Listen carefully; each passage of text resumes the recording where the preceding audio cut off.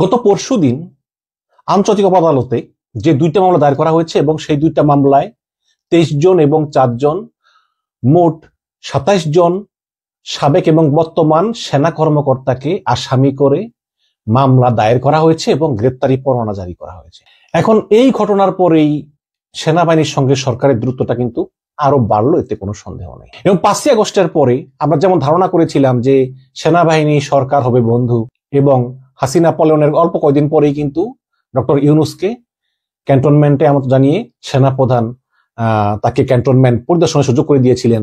খুব ভালো বন্ধুত্বপূর্ণ সম্পর্ক ছিল, কিন্তু সমস্যাটা শুরু হয় কিন্তু এই আয়নাঘর নিয়ে।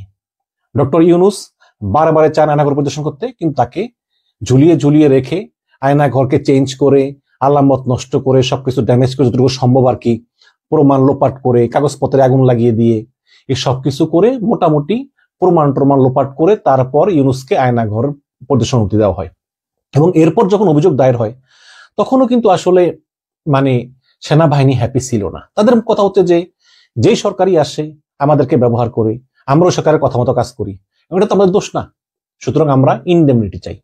এখন যদি সেনাবাহিনীকে ইনডেমনিটি দেওয়া হয় যে সেনাবাহিনী তো যা করছে এটা হাসিনা নির্দেশে করছে, সেনাবাহিনী দোষ কি? তাহলে পুলিশও তো বলবে আমরাও তো তাই করছি, তাহলে আমাদের বিচার করো কেন, তাই না? তো এইসব সমস্যা আছে এবং এসব নিয়ে যে সেনাপ্রধান চিন্তিত তা তো বলাই বাহুল্য। যে তিনি আসলে কি করবেন বুঝে উঠতে পারতেছেন না। তিনি অনেকের সঙ্গে আলাপ করতেছেন হয়তোবা, এবং শুনতেছি যে হয়তোবা খুব শীঘ্রই তিনি সেনাবাহিনীর সাবেক যে প্রধানরা আছে, স্পেশালি ইকবাল করিম ভুইয়া, তার সঙ্গে একটা বৈঠকে বসবেন যে এই পরিস্থিতি আসলে কি করা যায়। কারণ সরকার এই 27 জনের বিচার করার জন্য বদ্ধপরিকর এবং এদের ভিতরে ভয়ঙ্কর অপরাধীরা কিন্তু ক্যান্টনমেন্টে আছে, এবং যেটার প্রমাণ এবং এভিডেন্স সহকারে।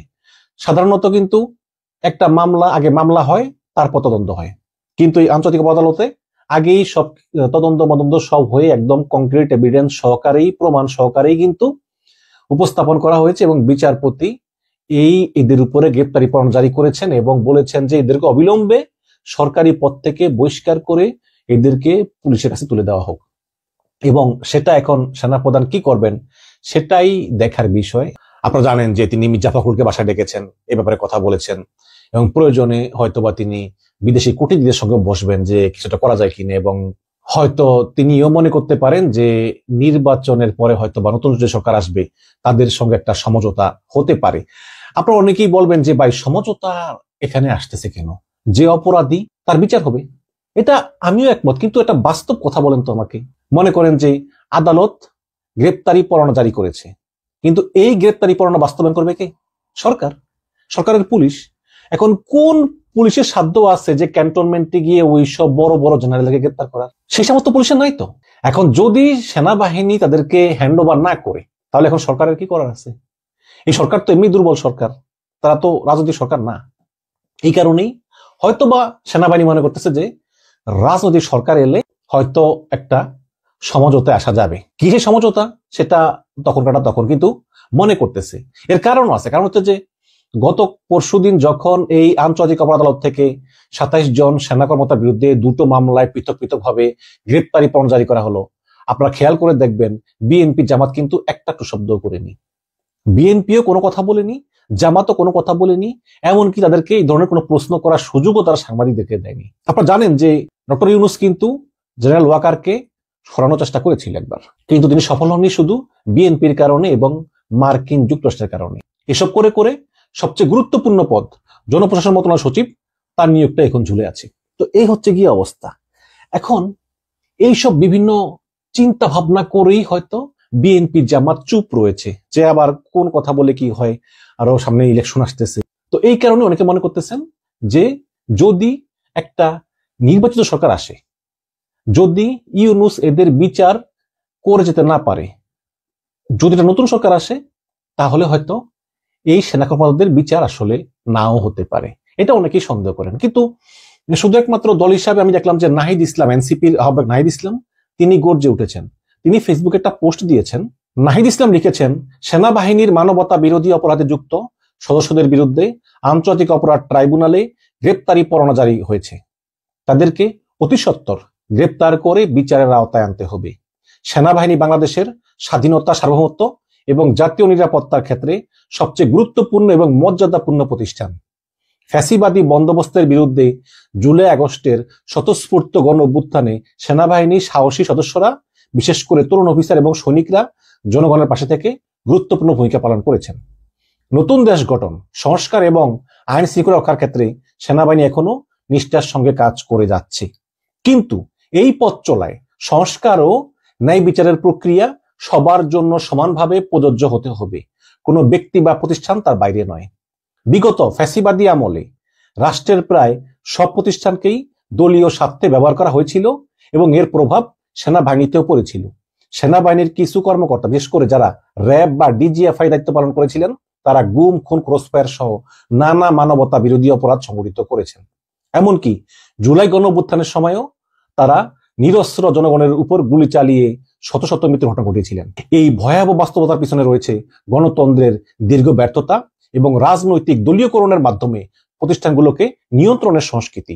গণঅভ্যুত্থানের পর আমাদের সামনে একটি ঐতিহাসিক সুযোগ এসেছে প্রতিষ্ঠানগুলোকে কলঙ্ক মুক্ত করা, পুনর্গঠন করা এবং রাজনৈতিক হস্তক্ষেপ সম্পূর্ণ বন্ধ করা।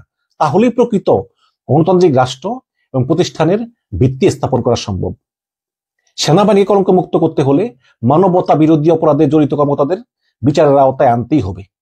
আমরা আশা করি সেনা নেতৃত্ব এই বিষয়ে সরকার এবং ট্রাইব্যুনালকে পূর্ণ সহযোগিতা করবে। দেখুন, আমরা আশা করি সেনা নেতৃত্ব মানে জেনারেল ওয়াকার এই বিষয়ে সরকার এবং ট্রাইব্যুনালকে পূর্ণ সহযোগিতা করবে। এটি কোনো প্রাতিষ্ঠানিক ইগো বা মর্যাদার প্রশ্ন নয়, এটি রাষ্ট্র, গণতন্ত্র এবং ন্যায় বিচারের প্রশ্ন। আমরা চাই বিচার ব্যবস্থা ও সেনাবাহিনী কোনোভাবেই যেন মুখোমুখি অবস্থানে না থাকে। দেশ বিরোধী ষড়যন্ত্রকারী গোষ্ঠীগুলো চায় সংঘাত ঘটুক, যাতে দেশ অস্থিতিশীল হয়ে তাদের স্বার্থ রক্ষা হয়। আমরা রাজনীতিতে সামরিক হস্তক্ষেপ যেমন চাই না, তেমনি সেনাবাহিনী সহ অন্য কোনো প্রতিষ্ঠানে রাজনৈতিক প্রভাব এবং হস্তক্ষেপও সম্পূর্ণরূপে বন্ধ দেখতে চাই। দেশপ্রেম, সততা এবং যোগ্যতার ভিত্তিতেই প্রতিষ্ঠানগুলো পরিচালিত হওয়া উচিত। আমরা 5ই আগস্ট থেকে দেশের স্থিতিশীলতা ও ঐক্য রক্ষার জন্য সর্বাত্মক চেষ্টা চালিয়ে যাচ্ছি। স্থিতিশীলতা বজায় রেখেই আমরা সংস্কার, বিচার ও নির্বাচনের পথে এগুচ্ছি।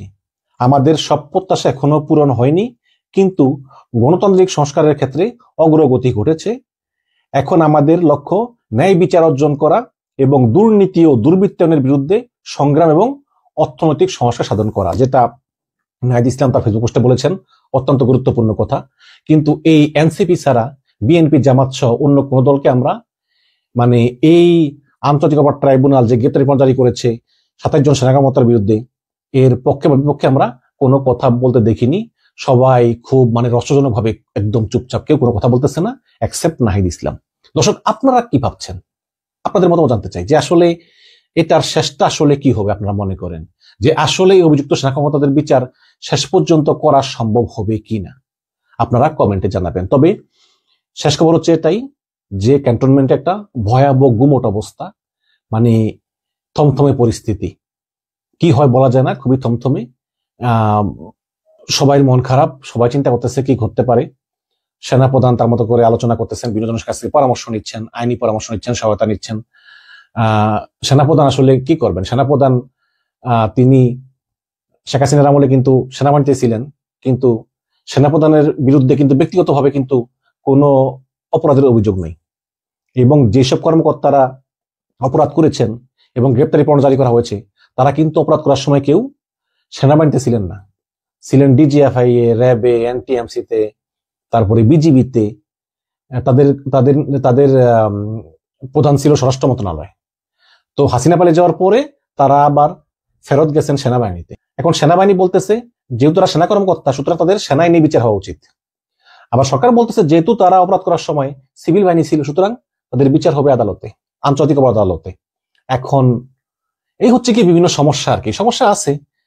এখন আসলে আমি যেটা বলেছিলাম গতকালকে আবার বলতেছি যে আসলে সরকার এবং সেনাবাহিনীর মধ্যে একটা সমঝোতা হওয়া ছাড়া আসলেই এই বিচার কার্যটা হওয়াটা খুবই অসম্ভব বলে আমার মনে হয়।